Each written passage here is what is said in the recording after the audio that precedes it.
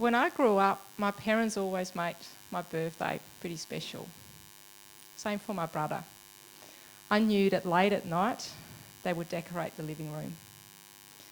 And then in the morning, you had this excited feeling in your tummy because this was going to be your day. It was the knock on the door, and they would come in with a tray, cup of tea, and breakfast. And for us, it was this slice of very sugary bread, specialty of the part of the Netherlands that I'm from. And as kids, we absolutely loved it, and I still do. And then you walk downstairs. So this particular birthday, I must have turned about 5 or 6. I opened the door to the living room, and seriously, on top of the table, there was my birthday present. A brand new purple bike. And I think it was that day that I fell in love with the bike. I used to ride to school. We picked up friends along the way. And when I look back at it now, I think that was our little bit of freedom. This is where we just had a little bit of fun amongst ourselves without any adult supervision. It was that little step towards just growing older. Mum was great. She would take my brother and I on little adventures. So I had aunties and uncles that lived 10 or 20 kilometres away, and we would ride our bikes there to go to birthday parties from nieces and nephews.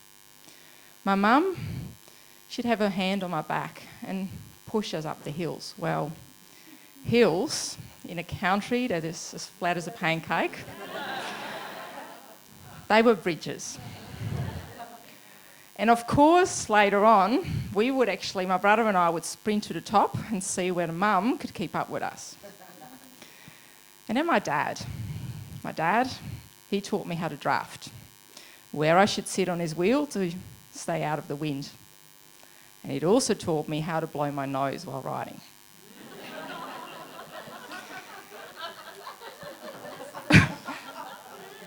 When I finished my high school exams, my parents weren't rich, and I was given a choice. I could go on a school trip to go to the Czech Republic, or I could get a new road bike. It was a difficult choice, but I chose the bike. Because on that bike, together with my now husband, we went on this cycle tour of the southwest of England.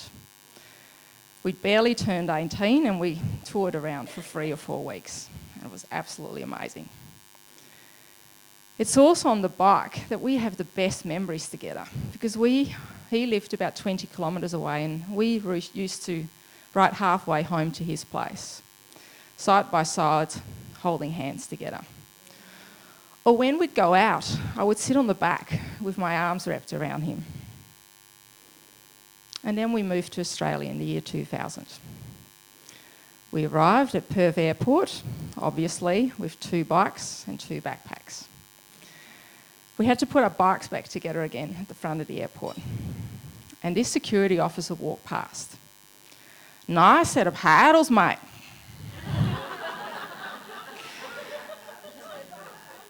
And we just looked at each other like, what was that? And I think it wasn't until later that he just meant that he really liked our bikes. And then we rode into the city from the airport. So just imagine. White streets, heavy traffic, industrial areas. It was busy. And then a police car stopped us. I went, what's this about? We weren't wearing helmets. Because little did we know that was compulsory in this country. Fortunately, it was pretty obvious that we just arrived, big backpacks on our back and labels still attached. So he kindly showed us the way into the city, but gave us a stern warning we definitely had to buy 2 helmets straight away the next day. My love for the bike is I can't stop riding. So despite living here, I just love it. But I get shouted at. Get off the bloody road! And it's pretty awful, really. I go through roundabouts and I get cut off. It happens where people don't even realise, but they simply don't give me enough space. But I love riding because it's where I get that sense of freedom. It's the wind through my hair, it's the camaraderie of my mates, where we talk about the bike, but also about life, about the stuff that happens to us on a day-to-day basis.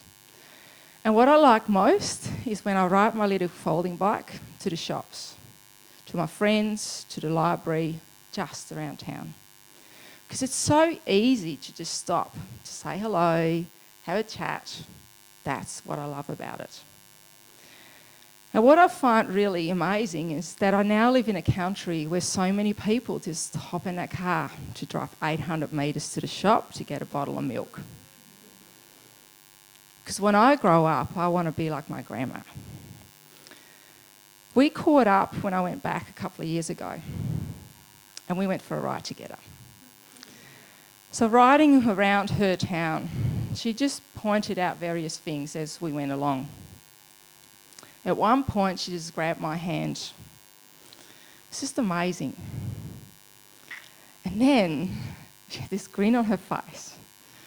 Because I was on her old bike and she's had an electric one now. So she slowly started cranking up the speed. Just to see whether I'd be able to keep up with her. Now the other day she turned 90 and I rang her. And she told me how she still writes to the shops. And on a nice day, she'll go back, take a detour to get back home. About 10 to 15 kilometres at 90. So inspired by my grandma, I'm hoping that one day you might either get, or just buy it yourself, the best present ever, a purple electric bike.